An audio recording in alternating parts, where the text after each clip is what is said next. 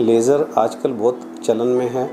आम आदमी को पता नहीं होता जनरली लेज़र होता क्या है। तो मैं पहले यही बताना चाहूँगा बेसिक लेमन लैंग्वेज में कि लेज़र एक तरह की लाइट है जिसकी एक पर्टिकुलर वेवलेंथ होती है और जिसका हमारी स्किन के अंदर एक टारगेट क्रोमोफोर होता है। टारगेट क्रोमोफोर का मतलब ये है कि उसने किस चीज़ को स्किन के अंदर टारगेट करना है जिससे हमें किस तरह का रिजल्ट मिलेगा स्किन के अंदर।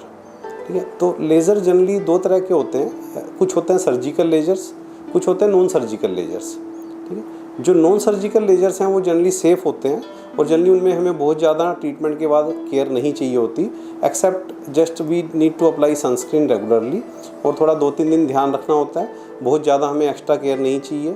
It's just a lunch time procedure कि पेशेंट आया कंफर्टेबली करा के they can just go and join there duty also. जो सर्जिकल लेजर्स हैं वो जनरली हम करते हैं मोल रिमूवल के लिए, वॉट रिमूवल के लिए, स्किन टैग रिमूवल के लिए। उसमें ये होता है कि कई बार कुछ सर्जिकल लेजर एक्ने स्कार में भी करते हैं, तब हमें 5 to 7 डेज का डाउन टाइम होता है कि पेशेंट को थोड़ा सा स्कैबिंग होती है स्किन पे, फिर वो स्कैब उतरेगा, तब स्किन की हीलिंग होगी, उससे उसको रिजल्ट आता है। तो इस 5 to 7 डेज के टाइम में पेशेंट को सर्जिकल लेजर्स के अंदर थोड़ा सा ध्यान रखना होता है कि बाहर नहीं जाना है, एक्सेस स्वेटिंग को अवॉइड करना है, सन से बचाव करना है। तो इस तरह की थोड़ी सावधानियां रखनी होती हैं।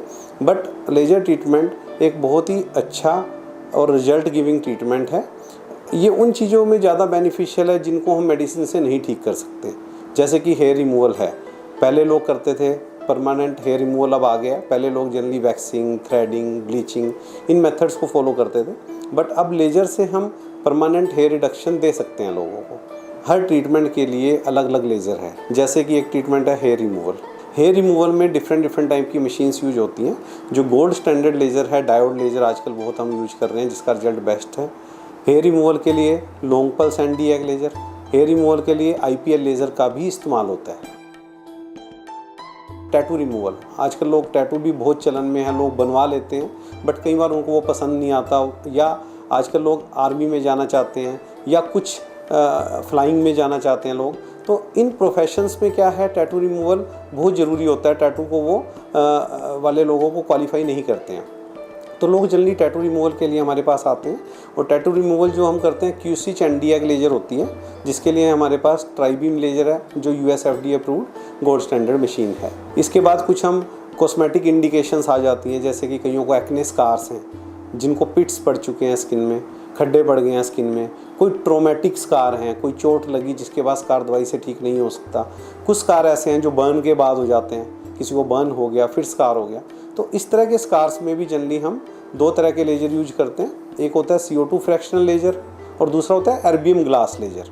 तो एर्बियम ग्लास लेज़र जो मैंने बताया वो नॉन सर्जिकल लेज़र में आता है, और जो CO2 फ्रैक्शनल लेज़र है वो सेमी एब्लेटिव लेज़र है, तो semi surgical, not completely surgical, but उनमें ज़्यादा केयर नहीं चाहिए और रिजल्ट्स बहुत अच्छे आते हैं।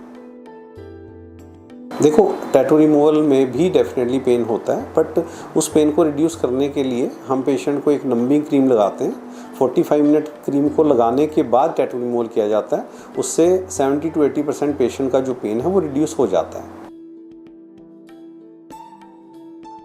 देखो, स्किन टाइटनिंग हम कहें, एक generally skin rejuvenation right word इस्तेमाल करते हैं इस चीज़ के लिए।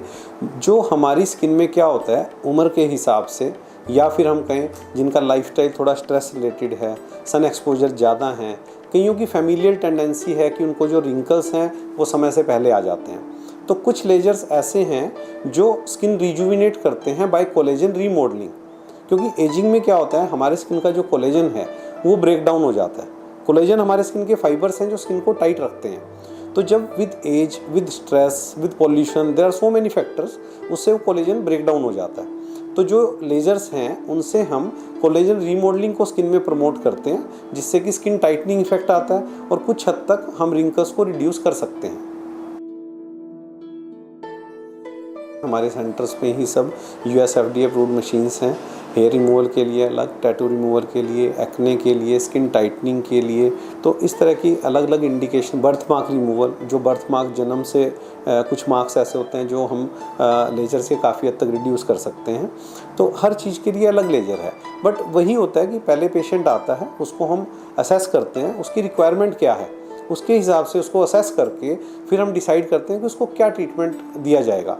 पहले पेशेंट की काउंसलिंग इज़ वेरी इंपॉर्टेंट। उनको हमें एक्सपेक्टेशंस उनकी क्लियर करना बहुत ज़रूरी है कि किस तरह का ट्रीटमेंट हम करने वाले हैं, कितनी सिटिंग्स लगने वाली हैं, क्या आपको पोस्ट केयर चाहिए, कितना आपको रिजल्ट मिलने वाला है। तो हम पहले पेशेंट को प्रॉपर सेटिस्फाई करके उसके सब क्वेश्चंस, उसकी सब क्वेरीज को जवाब दे के ही हम ट्रीटमेंट शुरू करते हैं। फिर एक प्रॉपर प्रोटोकॉल बना लिया जाता है कि ये ट्रीटमेंट इतने इतने ड्यूरेशन पे, इंटरवल पे होगा, इतनी सीटिंग होगी, तो हम अकॉर्डिंगली पेशेंट को बोलते हैं कि वो प्रायर अपॉइंटमेंट लेके आ सकते हैं। तो patient first day prior appointment call करके अपॉइंटमेंट ले सकते हैं।